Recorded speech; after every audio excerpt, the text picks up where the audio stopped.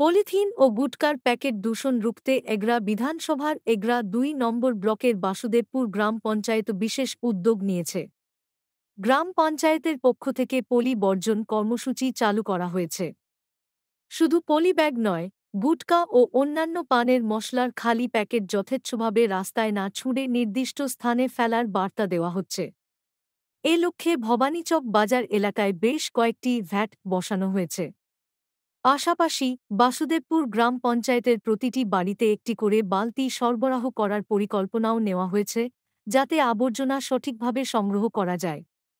গ্রাম পঞ্চায়েত প্রধান অরূপ কুমার মাইতি জানিয়েছেন, পাড়ায় পাড়ায় প্রচার অভিযান চালানো হবে, যাতে সাধারণ মানুষ পরিবেশ সচেতন হন।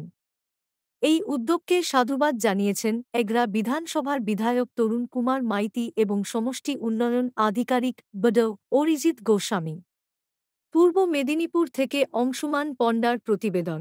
সলিড ওয়েস্ট ম্যানেজমেন্ট তো আমাদের অলরেডি পরিকাঠামো রেডি, কিন্তু জনগণকে বোঝানো, এই যে বাজারে চলে যাচ্ছি বাজারে থলে না নিয়ে, কেননা আমি জানি যে সেখানে মাছের দোকানে গেলে মাছের বাজার থেকে একটা থলে পেয়ে যাবো প্লাস্টিকের, মুদির দোকানে গেলে সেও একটা ক্যারি ব্যাগ দেবে, মিষ্টির দোকানে গেলে ক্যারি ব্যাগ দেবে।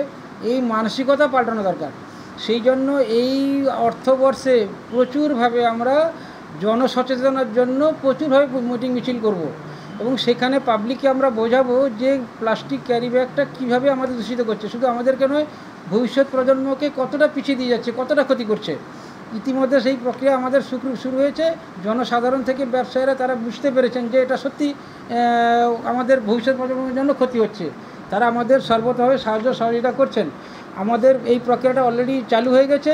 ইতিমধ্যে প্রত্যেক দিনই আমরা কেবলমাত্র বাজার থেকে প্লাস্টিকজাত পচন এবং অপচনশীল সবগুলোই নিচ্ছি।